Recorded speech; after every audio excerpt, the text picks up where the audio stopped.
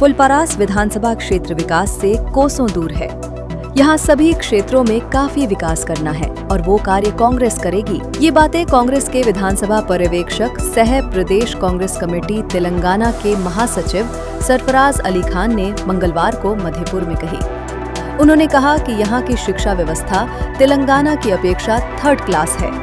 मानव जीवन के विकास का मूल शिक्षा है और वही चौपट है। हैदराबाद तेलंगाना से है। अभी हम फुलपरास असेंबली इंचार्ज हैं इलेक्शन से, कोऑर्डिनेटर जो बोलते हैं, तो उस वजह से अभी जो कांग्रेस पार्टी के जो स्कीम्स हैं, ये स्कीम्स अभी तक कहाँ तक जो एंड तक पहुँच पा रही है या नहीं। जो हमारे लीडर्स हैं ना अभी यहाँ पर फुलपरास में, इस सब्जेक्ट को लेके, जैसे कि स्कीम को लेके कितने रजिस्ट्रेशन हो चुके हैं अभी तक और उसमें पहुँचाने में क्या दिक्कत आ रही है, पूरी समझ पा रही है या नहीं, इसमें हम सहायता करेंगे। इसके साथ ही साथ यहाँ की जो फीडबैक है वो हम हाईकमांड को भेजेंगे। चुनाव को लेके आपकी क्या यहाँ पे राय बन रही है? अभी तो हम चुनाव के लेके उसके बारे में तो कुछ सोच नहीं पा रहे, उसकी बात पे नहीं सोच रहे हम फिलहाल तो हमारी टॉपिक जो है स्कीम्स है हमारे, ये पब्लिक को पहुँचना है।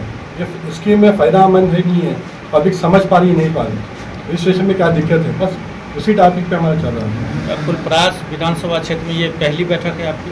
जी पहली बैठक। क्या यहाँ पे आपको फीडबैक मिला, क्या लगा आपको? अभी फीडबैक तो शुरू हो रही है, अभी तो रजिस्ट्रेशन तो अच्छे हो रहे। अभी 10 लोगों से हमने मुलाकात करी हर पंचायत से, तो बता रहे हैं कि हर कोई भी बोला 200-250 रजिस्ट्रेशन हो चुके हैं। हमने उनसे फीडबैक मांगी है, कोई दिक्कत है उसमें, तो बता रहे थे कुछ अभी तो ऐसा कुछ हुआ नहीं। उन्होंने कहा कि बिहार को तेलंगाना की तरह विकसित करने का काम कांग्रेस ही कर सकती है।